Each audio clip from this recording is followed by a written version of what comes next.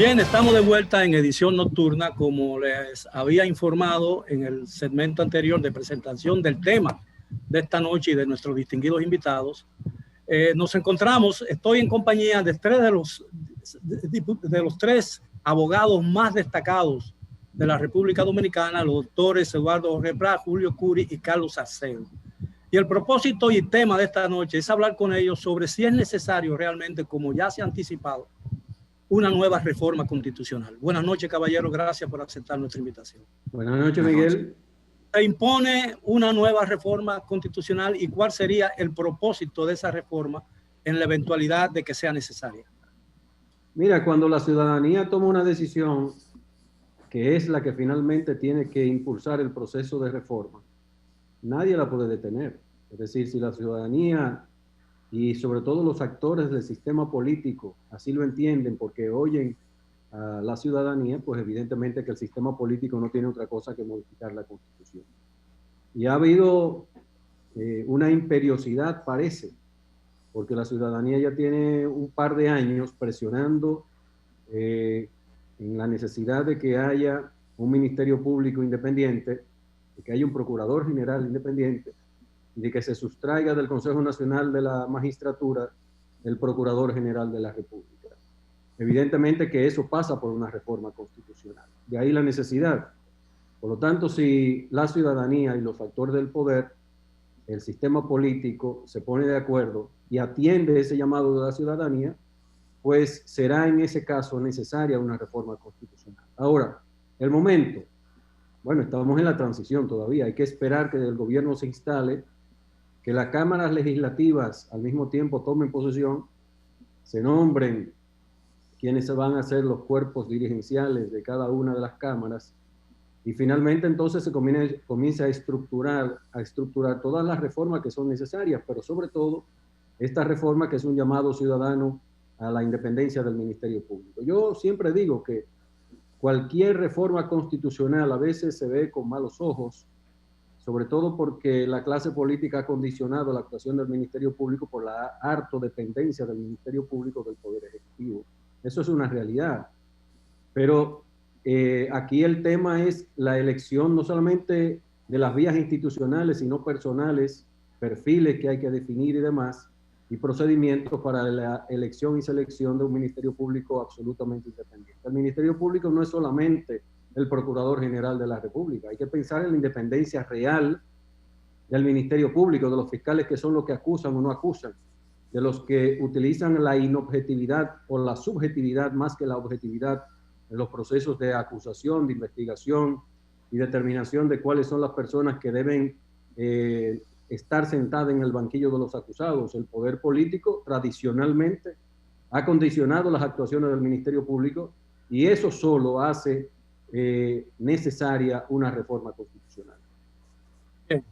El doctor Jorge Prat. Mira, Miguel, yo pienso que para hablar de reforma constitucional, lo primero que hay que preguntarse es si el país requiere una operación de cirugía mayor para lograr el propósito que persiga la reforma. Como bien ha señalado Carlos, se habla de una reforma constitucional para fortalecer la independencia del Ministerio Público.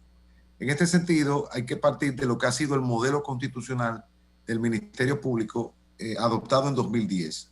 Es un modelo mixto en donde por un lado combina un jefe del Ministerio Público que es un funcionario de libre remoción política y contempla niveles de autonomía y contempla niveles de independencia para un conjunto de fiscales en un conjunto de materias tal como establece la ley. Yo soy de los que pienso que esa independencia puede lograrse perfectamente a partir de la implementación de los mecanismos que están en la Constitución y la ley del Ministerio Público. De hecho, yo considero que así como el presidente de la República tiene la facultad de trazar lo que es la política de salud, la política de educación, la política de medio ambiente, de energía, así debe también tener la posibilidad de trazar la lucha contra la criminalidad. De hecho, la experiencia de países en donde se ha experimentado con, digamos, con la configuración de un ministerio más que autónomo, Fiscalía General y demás, lo que se produce es una especie de autismo institucional, En este sentido, lo que le da vigor y lo que le da fuerza al Ministerio Público es el hecho de que no pertenece al sector justicia, de que es un órgano ejecutivo, aunque en este caso un órgano extrapoder de naturaleza sui generis. Y eso se pierde con un cambio. Ahora, si ese es el modelo al cual se quiere transitar, es decir, si vamos a configurar toda la institución del Ministerio Público no partiendo del gran número de casos, sino partiendo en específico de lo que son los temas de corrupción o narcotráfico, digamos entonces que habría que pasar a una reforma constitucional, que no es mala per se, siempre y cuando esté precedida de un consenso técnico, de un consenso político y de un consenso social, para que no se vea como una reforma constitucional oportunista o de simple coyuntura. Yo soy de los que pienso que la Constitución Dominicana es una de las menos reformadas en toda América Latina, si comparamos con las más de 300 reformas constitucionales que ha experimentado México, o con las más de 60 reformas constitucionales que ha experimentado Alemania, por poner tan solo esos dos casos. La constitución que tenemos, que es la que más ha durado, que es la de 1966, apenas ha sido reformada en 1994, en 2002, en 2010 y en 2015, es decir, ha experimentado 4 reformas y en total nosotros hemos tenido 39, 38 constituciones constitucionales, por lo cual nosotros digamos que es un mito lo de la supuesta inestabilidad constitucional. Sin embargo, concuerdo con Carlos, este momento de la transición no es el momento para hablar de eso. Y en segundo lugar, el gobierno que se inicia con muy buenos auspicios, porque tiene, digamos que el apoyo de no solamente de la gran mayoría que votó para un triunfo en primera vuelta de Luis Abinader, sino de toda la sociedad que entiende que el país tiene que enfrentar conjuntamente esta gran amenaza que es la pandemia del coronavirus. Yo entiendo que por un tiempo habrá que funcionar con la actual estructura. Y en este sentido, no se puede privar al presidente Abinader de la posibilidad de dejar su impronta en el Ministerio Público con la designación de un jurista, preferiblemente especialista en la materia penal, por todas las funciones de representación de la sociedad en el proceso penal que tiene esta institución, que al mismo tiempo es Ministerio de Justicia y vigila también lo que es la parte penitenciaria. Y no creo que se deba encorsetar poniéndole al presidente Abinader, diciéndole prácticamente quién es que tiene que designar ahí. Yo creo que hay que dejarle eso en la oportunidad. Incluso aquí se ha iniciado hasta una campaña para quién se va a designar. ¿Ustedes se imaginan en Estados Unidos los abogados proponiéndose para ser General Attorney? ¿Ustedes se imaginan en Francia que en los programas interactivos de radio se proponen gente, hasta locutores se ha propuesto para ser Procurador General de la República? Yo creo que eso, de lo sublime a designar un procurador así, hay una locura en el medio. Yo creo que no. Yo creo que al presidente hay que darle chance de que él llegue ahí y bueno, y designe. Preferiblemente debe ser un hombre del Partido Revolucionario Moderno, un jurista de los muchos que tiene ese partido, o una persona afín a ese sector, porque ¿quién ha dicho que para ser independiente no se puede tener militancia política? Los grandes procuradores en Estados Unidos, todos han sido militantes políticos. Los grandes representantes du parquet francés han sido grandes líderes políticos que incluso han pasado al Consejo Constitucional. Aquí la cosa hay que decirlo, porque hemos llegado a la idea de que para desempeñarse en un puesto con independencia tú tienes que ser un hombre o una mujer insípido, inodoro e incoloro. Es decir, que tú no has expresado ninguna opinión, pero que tan solo está esperando que te designen para tú demostrar y meter de contrabando todos tus prejuicios políticos, que nadie te lo conoce, porque no es como el caso, por ejemplo, del que ha tenido una trayectoria política. Por ejemplo, a Emmanuel Esquea, que es uno de los hombres más serios de este país y uno de los juristas más preparados. ¿Quién le va a negar categoría a él de ser un ministerio público independiente? Entonces yo creo... Vamos a escuchar, doctor, la opinión del doctor Curi. Bien, doctor Miguel, Curi.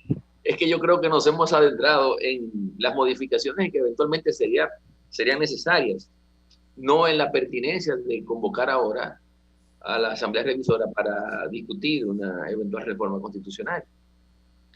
¿Es el momento actual apropiado para eso? Claro que no, porque estamos en medio de una pandemia y yo creo que la prioridad es, digamos, encaminar la gestión para que podamos aminorar la tasa de mortandad que se ha ido encumbrando peligrosamente entre nosotros y en los niveles de propagación. Pero cuando se habla de modificar la Constitución, siempre hay dos posiciones que se enfrentan rudamente entre sí, que son la conservadora y la renovadora. Por un lado, y ese conflicto, dicho sea de paso, ha impactado en la idea misma de lo que es una Constitución. ¿Qué es una Constitución? La Constitución, como ha dicho Eduardo, no es una estatua, no es un testamento, no está petrificada. Es un texto viviente que está llamado a elaborar respuestas conforme a las necesidades del presente de la sociedad y a las valoraciones y creencias que se tengan en la actualidad. De ahí que sea o deba ser, en teoría, un instrumento vivo, un instrumento orgánico, cambiante. Pero para lograrlo, para que sea así útil, moderno, flexible, no debemos pagar, en nombre de la seguridad jurídica, la insatisfacción, o como lo pudiera yo otro decir, o de la deslegitimación social, que resultaría de aplicar disposiciones contenidas en la Constitución que ya resulten anacrónicas porque fueron concebidas para otro momento, para una sociedad que ya no existe, conforme a valores o expectativas que ya han sido superadas. Entonces, partiendo de esa realidad, habría que determinar cuáles serían las normas constitucionales que pudiesen ser del interés del constituyente en una eventual asamblea revisora. El nominado consultor jurídico de la presidencia fue quien sostuvo la conveniencia de convocarla para buscar un mecanismo de designación del Procurador General de la República que es capaz de sustraerle al presidente de la República la facultad de nombrarlo. Ahora, la preocupación que tiene mucha gente es, a propósito de esa declaración que me pareció extemporánea e innecesaria, del nominado consultor jurídico de la presidencia, que después se echó para atrás, dijo que no estaba en esos planos, sino que era una intención que por el momento no se iba a llevar a cabo. Pero en la situación en que el presidente Abinader va a encontrar el país, ¿sería prudente enmarcar y centrar la atención nacional en una reforma constitucional, cualquiera que sea el propósito de ella? No, es lo que he dicho, que no. Pero más aún, de las cosas que él ha ido proponiendo, como por ejemplo suprimir la OESO, eso sí lo puede hacer porque es una oficina creada por decreto, pero suprimir el FOMPER, que está creado por ley, y suprimir el CEA y no sé qué otras instituciones más, él ha sugerido eliminarlas. Para eso necesitaría que las leyes que crean tanto el CEA como el FOMPER y no sé qué otra sean derogadas. Y como hablamos ya de la reconformación de la estructura del poder y de la función pública, entonces no se trata de leyes cualquiera, sino tendrían que ser leyes orgánicas, que no existían al momento en que se aprobó en el 2001 la ley del FOMPER y la del CEA, creo que es la 12401. Pero bueno, sea como fuese, las leyes orgánicas, aunque antes existían de denominación, se estrenan entre nosotros en la Constitución del 2010, que es la que exige que para su aprobación tenga una mayoría calificada, una mayoría grabada. Y efectivamente, entre las materias propias de las leyes orgánicas figuran la estructura y organización de los poderes públicos. Y si se va a recomponer el poder ejecutivo, porque parte de esos órganos tendrían que desaparecer, entonces habría que modificar la Constitución para hacer posible eso que él ha venido prometiendo. Pero embarcar al país. Pero además de marcar el país en la situación actual. Perdón, me equivoqué. No modificar la Constitución, no. Sino someter proyectos de ley que exigen de mayoría grabada, que básicamente lo mismo que una tarea tan difícil como la de aprobar una reforma constitucional. Y eso necesitaría del consenso del Partido de la Liberación Dominicana, porque no bastaría con los votos sueltos que hay en la Cámara de Diputados para poder pasar esas reformas. Entonces, es lo mismo someter al país a este trauma, a esas discusiones que tal vez puedan esperar un momento más apropiado. Yo creo que... Ahora, parecería que cuando se habla de una reforma constitucional y se la vincula a la designación de lo que se llama un procurador general independiente, parecería por la insistencia con que se trata el tema, de que el tema del Procurador General de la República y las cosas que pudieran girar alrededor de él serían la primera prioridad y no la pandemia y la economía de las nuevas autoridades. Mira, Miguel, precisamente lo que yo iba a subrayar es que yo me hago la pregunta, ¿quién es que ha traído la necesidad de una reforma constitucional? Es una promesa del hoy candidato, del hoy presidente electo de la República, Luis Abinader. Él no es jurista y lógicamente lo que hizo el nominado consultor jurídico fue adelantarse a una necesidad de reforma, porque el presidente electo bien dijo en algún momento, bueno, pero hay que modificar la Constitución. Bueno, si no se modifica, como quiera, yo voy a nombrar uno independiente. Y Eduardo apuntaba precisamente un asunto que para mí es determinante. Podemos analizar incluso la estructura de nombramiento, designación de los procuradores generales, fiscales generales, etcétera, en diferentes países del mundo. Es decir, las experiencias y los estándares internacionales están ahí a la disposición. Y Eduardo apuntaba a algunos elementos determinantes.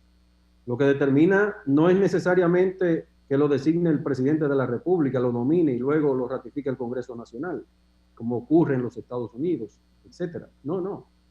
Si Abinader tiene la voluntad de designar una persona que, a pesar de que tenga algún nivel de pertenencia, participación, afiliación, cercanía al actual presidente electo, lo que va a buscar es una persona que tenga el talento, la disposición, la determinación, la capacidad de actuación de manera independiente, autónoma. Los estándares de autonomía internacional están ahí.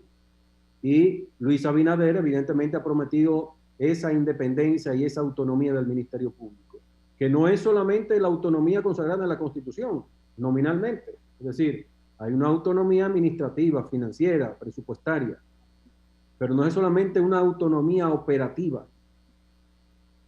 Eduardo ponía el nombre de Emmanuel Esquella Guerrero. A mí igual. Es decir, ¿quién pone en duda el talento, la capacidad, la moral y la determinación para actuar? No importa que venga del ala cercana a Luis Abinader. Luis Abinader se va a buscar un enemigo, uno que esté en la acera del frente. Yo creo que sería un sacrificio demasiado extremo también. Y luego, es cierto, la ciudadanía pide cabezas.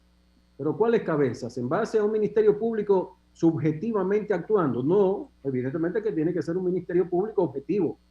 Y entonces ahí hay cabezas pensantes en el ámbito de este partido que llega al poder y con grandes esperanzas ciudadanas, pero hay un tema. Luis Abinader tiene que responder con su designación a lo que él ha prometido. El jurista... Vamos a escuchar, antes de hacer la pausa, que ya casi estamos a punto de hacerla, al doctor Jorge Prat para definir eso, y volvemos otra vez sobre la figura del Procurador General y por qué se necesita una reforma para que la Procuraduría actúe independientemente. Doctor Prat. Yo pienso que el presidente Abinader tiene toda la oportunidad y todo el derecho de, haciendo uso de las prerrogativas constitucionales, dejar su impronta en un ministerio público más independiente y más eficiente. Y eso lo puede hacer dentro del actual marco constitucional.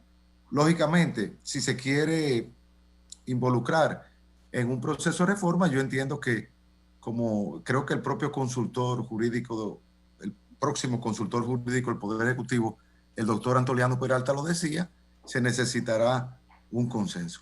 Pero mientras tanto, en lo que el hacha va y viene de esa reforma constitucional, y yo he estado involucrado en reformas donde se ha pasado años en eso, yo entiendo que lo más importante es que el presidente pueda ejercer sus prerrogativas. Y yo creo que Luis Abinader tiene una gran oportunidad de dejar su impronta en todo lo que es el poder jurisdiccional del Estado. ¿Por qué? Porque a él le va a tocar designar 8 jueces en el Tribunal Constitucional. 4 en el mes de diciembre de este año, en apenas unos meses, y luego en el 2023, como presidente del Consejo Nacional de Magistratura y con la supermayoría que le da el voto popular en ambas cámaras del Congreso, más el poder de desempate que tiene cuando la situación está 4-4 en el Consejo Nacional de la Magistratura. Y en el 9º inning. Y eso... 4-4 y en el 9º inning, ¿no? Sí, es una gran oportunidad, porque eso realmente, yo no sé por qué se quiere fomentar una reforma para disminuir esos poderes al presidente de la República. Yo no me imagino a Obama primero designando un enemigo como procurador general. Y tampoco me imagino a Trump renunciando a su poder de nominar jueces en la Suprema Corte cuando de eso se trata la política. Entonces yo creo que ese es un punto importante, porque a pesar de que yo no soy simpatizante ni militante del Partido Revolucionario Moderno, pero como constitucionalista entiendo que uno de los elementos más importantes es la gobernabilidad. Y aquí hay gente que no se ha dado cuenta de que este es un sistema presidencialista. No. Bien, doctor, permítanos hacer esta pausa, que ya me están presionando. Vamos a regresar con una pregunta. ¿Qué define a un procurador independiente y por qué se necesita un procurador independiente? Regresamos después de la pausa.